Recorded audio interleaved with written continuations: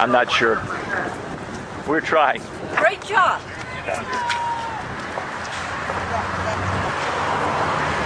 Hey, that's a good one. Vote for the sheriff.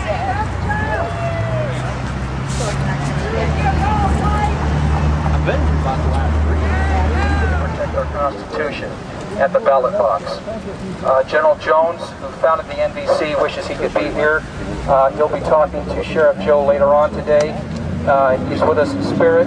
And General Jones is a great American. He was a personal friend of President Ronald Reagan. And if you remember, Ronald Reagan once said, "A country without borders is not a country." So if you're a veteran, if you're a family or friends of a veteran, you can join the NBC.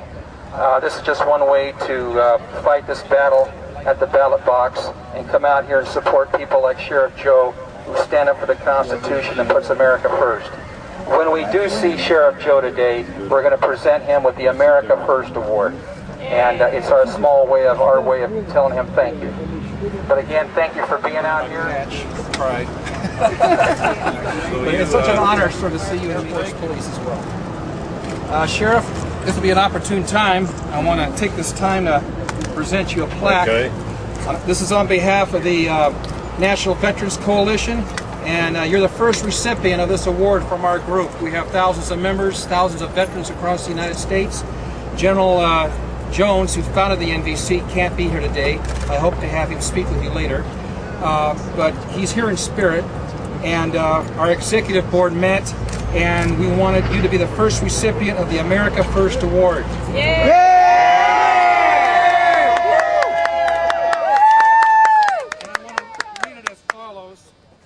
Get up on this thing. This is the America First Award presented to Sheriff Joe Arpaio. It's presented to Sheriff Joe Arpaio of Maricopa County, Arizona, for his departmental policy against illegal immigration and standing up for America. October 27, 2008, from the National Veterans Coalition. We'll defend it still.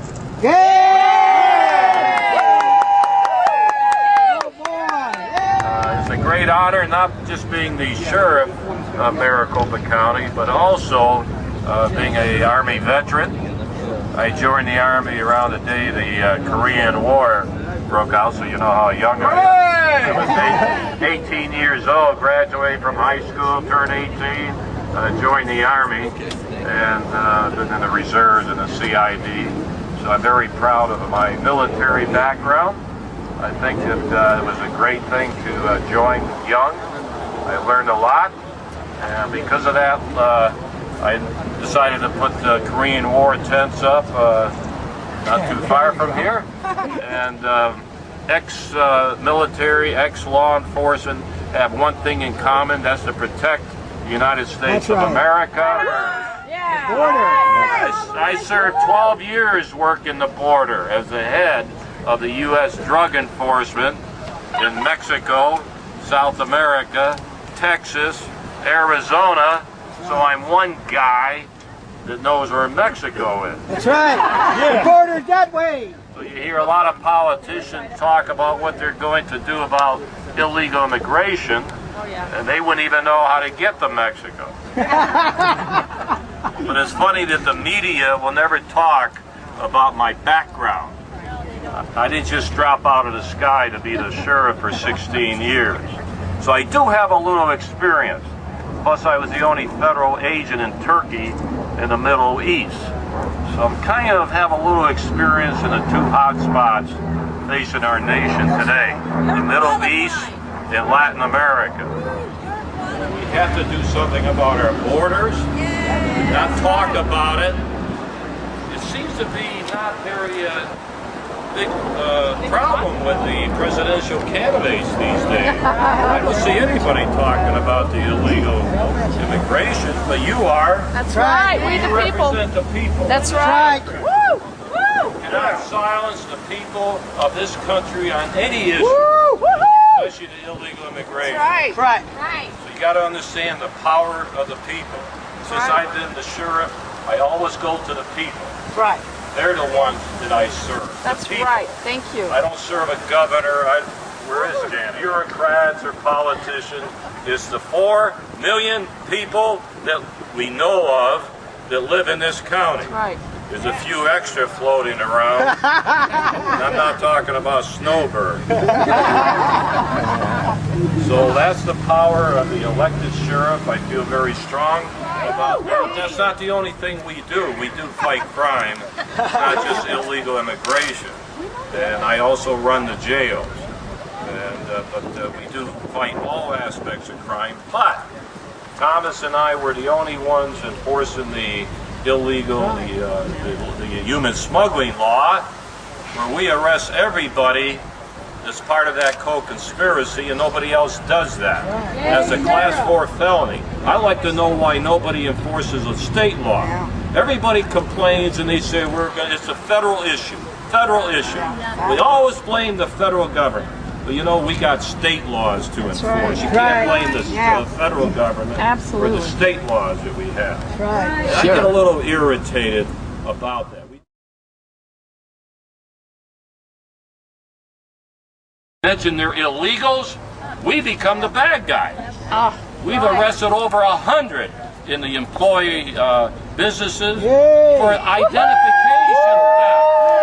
Identification theft, but nobody talks about ID theft. That's #1 issue facing our state. But when they're illegals, we're the bad guys. It's very complex. It's a diplomatic problem, a law enforcement problem, and very complex. So I have very good compassion for the Mexican people. I lived there for 4 years, used to deal with the Attorney General and other officials. I have compassion. However, you must obey the law. So my compassion is overridden by the oath of office I took. So that's the only difference that I have, is to enforce the law.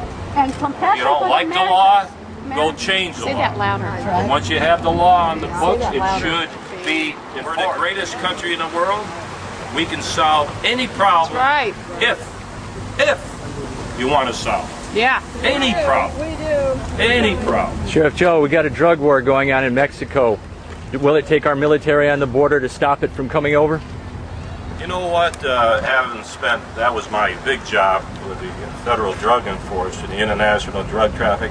Quite frankly, I have a little problem with the military taking over police work. I had offices in Panama and run by the military, the police. I have a little problem with that. If you want to enhance your operations, hire more law enforcement officers.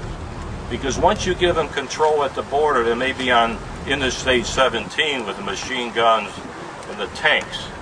So I have a little problem with that. The military is good as a supplement. They have been down there for many years for intelligence gathering and that type of thing. We need more border patrol. We have to back up our border patrol. They have a tough job down there at that border.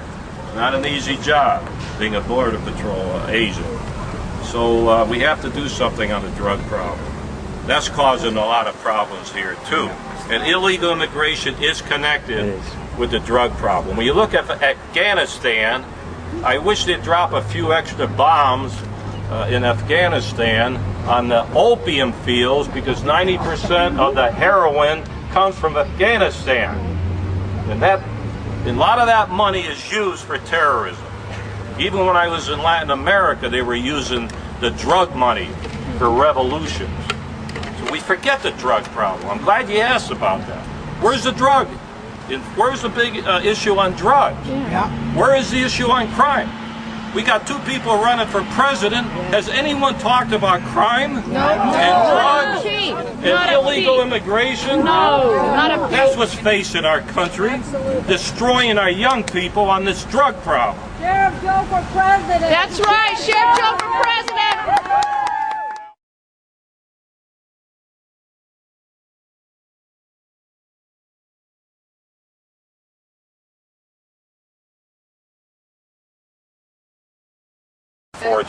It's not just illegal immigration, it's drugs and a lot of other things that we're living in. So we have to keep fighting, get the support of the people, and I think 99% of the people want something done about crime and illegal immigration. As evidence, you're here now, not just for illegal, but also to fight crime. You were very smart when you brought in the drug situation. I'm glad you did that. And we have violence in Mexico. I just worry about the violence coming this way because a lot of people don't know there's a border. Or if they do, they bring their bad habits to Phoenix. And we have shootings and hostage situations. And I worry about that. It's coming too much into the United States and bringing those violent tendencies with them. How do we win the war on drugs? How do we win the war on drugs? We'd have to be here for 50 hours. But I remember with G. Gordon Liddy, the old Watergate guy, he and I ran an Operation Intercept under President Nixon. We didn't close the border for 2 weeks, but we stopped every car. Backed up traffic to Mexico City. If you don't think that sent a message, a diplomatic message to Mexico, I know, because I took over right after that. It wasn't easy dealing with the Attorney General of Mexico. But you know what? He used to come to my house. My wife of 51 years, a great cook. He liked blueberry pie, and my wife cooked a lot of blueberry pie for the Attorney General, and a few shots of whiskey here and there. I got more done with blueberry pie in Mexico with the big stick. I used pie instead of the big stick. So, it all becomes personal sometimes, how to relate to the foreign people too, to get things done. As long as there's some type of mutual respect, you can get a lot of things done. But I'm not a diplomat anymore. I'm just a little old sheriff trying to enforce the law here in Maricopa County, trying to do the best we can and take the hits when they come. Hey, they're out now. There's 50 of them in front of the Wells Fargo building right now. They're usually there 11 to 1. Every day they want me kicked out. They call me not. They call me every name in the book. Right now they're there. Actually, there's